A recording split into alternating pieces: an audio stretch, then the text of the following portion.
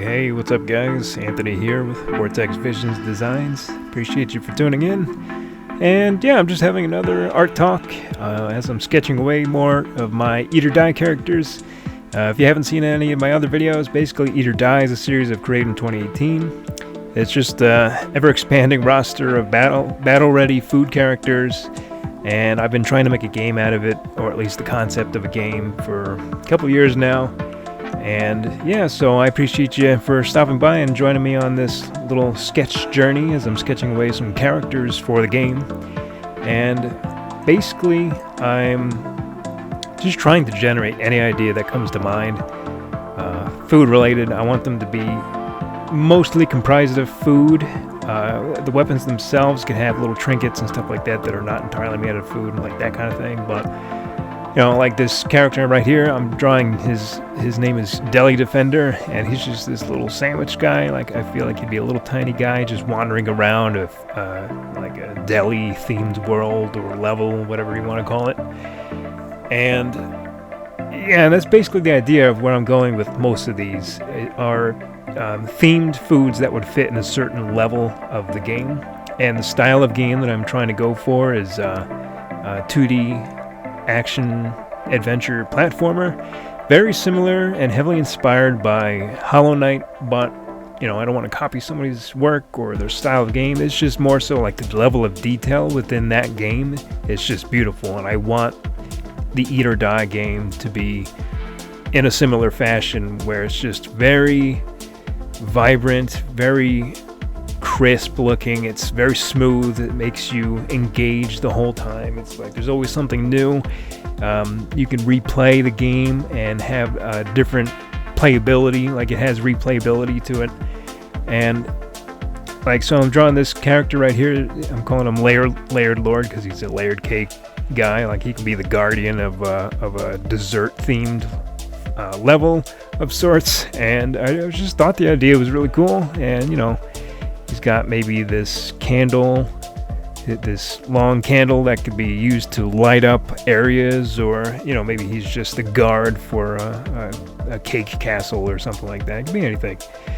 And so I've even in the earlier, a couple years ago, in the earlier stages of starting the indie game, I created a development doc which outlined a lot of the ideas and concepts that could be used for the game itself, like hazardous obstacles or platforms that you'd have to engage in order to proceed forward. Like cake, for instance, you'd have to light it with a blowtorch gun or heat the element up in order for it to raise.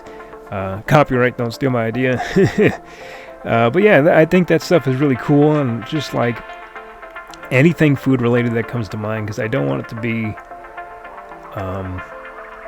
I want it to seem like their entire world is made out of food for the most part, and that's just where I'm going with this. Like, I'm making this hot sauce gun, you know, and maybe one character, maybe the main character will hold it. I'm still jumping back and forth on the main character.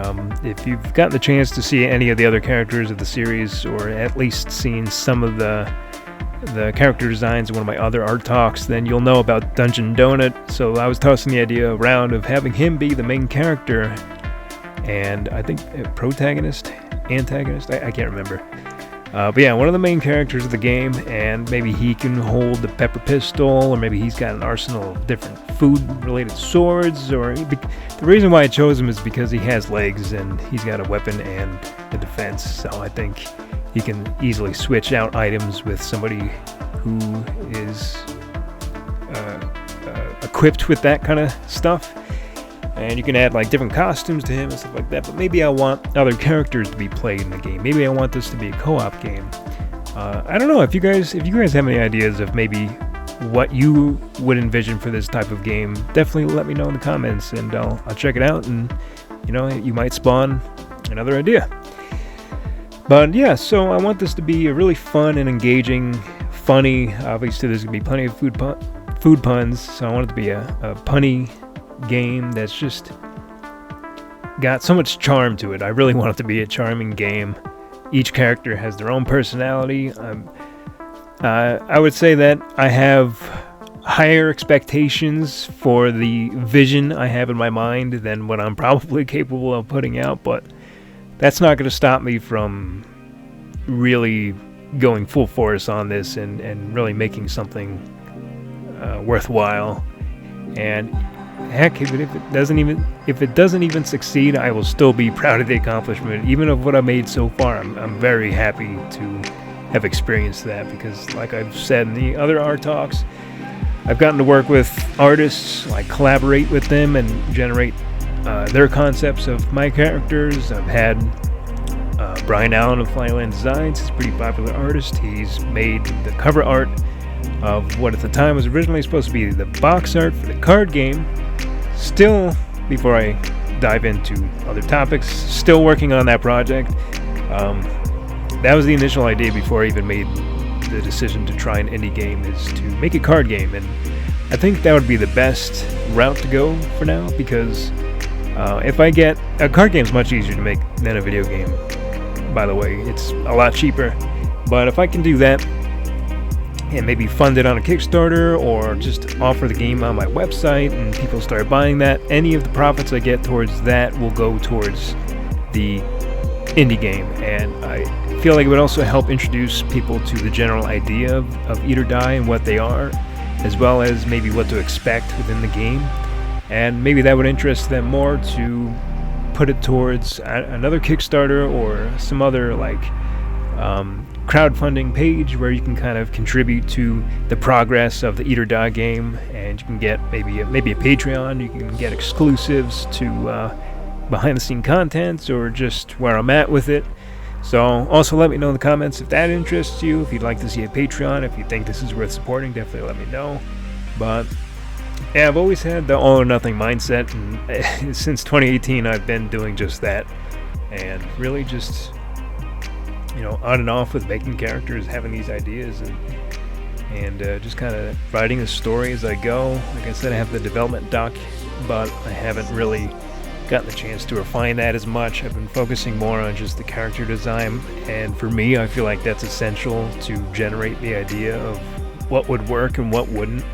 And as I have these visual references, I can also contemplate how the story would take place and just build upon it from there. I mean, I have originally a basic concept of what I'd like to do with it, but you know, I don't want it to be something cliche. I want it to be something that stands out in its own, and I don't want to copy anybody with their own games. Like, I want this to be truly unique, just like Undertale. Undertale was, at the time, that was a very unique game, and the fact that like one person made it was very impressive, and like that's another inspiration for where I'm going with this kind of game. Is just to really show you what putting energy into something turns into, and the inspiration it has on everybody else to do the same, and just to really follow their passion. And that's the whole point, and that's kind of the whole point of this art talk too, is just to kind of tell you what I'm experiencing and maybe offer some insight as to your own artistic journey, and maybe what paths you might want to take, because it's cool to have something to work towards, especially for me with a project on a grander scale. I have that all or nothing mindset, so I use that to my advantage, and really just, you know, I don't give up on what it is I'm determined to make, because there's so many possibilities, and I don't know what the outcome will be, but I know that working on that is really all that matters to me, because I just really enjoy the journey, learning from the experience, and moving on with different projects. That's the fun of it for me. So there you go, guys. I filled out a whole page of sketches for you, and if you enjoyed this art talk, I appreciate you for listening the whole way. I try to do the best I can with what little time I have, so I make these videos pretty much unscripted, and I don't really know if I'll be able to consistently post, but I do what I can, and I appreciate you for sticking around. Definitely a lot more videos planned later on down the road though, and I know I've said that a couple times, but I have some cool cool things planned. So feel free to comment, like, subscribe, stick around, hit the like, thumbs up, all that stuff. And yeah, I'll catch you guys on the next video. All right, until then, peace.